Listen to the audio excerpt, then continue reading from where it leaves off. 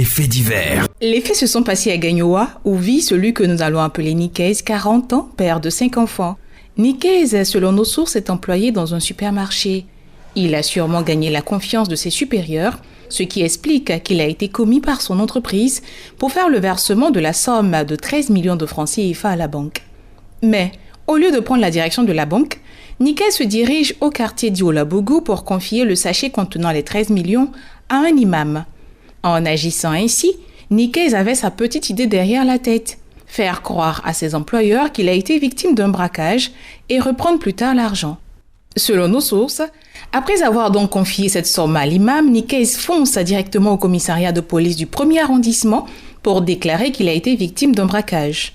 Les policiers lui conseillent d'aller informer d'abord son patron avant toute autre démarche, ce qu'il fait avant de porter plainte contre X. Après quoi, Nikez est longuement interrogé par les policiers sur les faits en présence de son patron. J'ai quitté le magasin en moto avec le sachet contenant l'argent. À cause d'un embouteillage, j'ai marqué un arrêt à hauteur de la station. C'est en ce moment précis que j'ai été accosté par 2 individus à moto. Sous la menace d'un pistolet, ils m'ont intimé l'ordre de leur remettre le sachet en ma possession. De peur de me faire tuer, je me suis exécuté. Après quoi, ils se sont volatilisés dans la nature avec l'argent. A-t-il fait croire?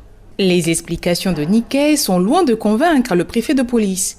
En effet, l'employé a laissé entendre que les faits ont eu lieu aux environs de 14 heures. Mais ceux qui ont emprunté la même voie à la même heure affirment n'avoir été confrontés à un quelconque embouteillage. Cette faille dans les déclarations de Nikez amène le préfet de police à le mettre à la disposition de l'équipe d'enquête de la brigade anticriminelle de la préfecture de police. Gardé à vue, Nikez finit par avouer son forfait sous le flot de questions des enquêteurs. Je ne sais pas ce qui m'a pris. Je n'ai jamais fait ça. Et Allah, j'ai remis le sachet d'argent à l'imam pour qu'il garde ça pour moi. L'information relative à l'arrestation de Nikez parvient à l'homme de Dieu. Aussitôt, l'imam se précipite chez un ami de Nikez à qui il remet le sachet contenant l'argent. Ce dernier a été à son tour appréhendé. Ça se passe ici. Les faits divers.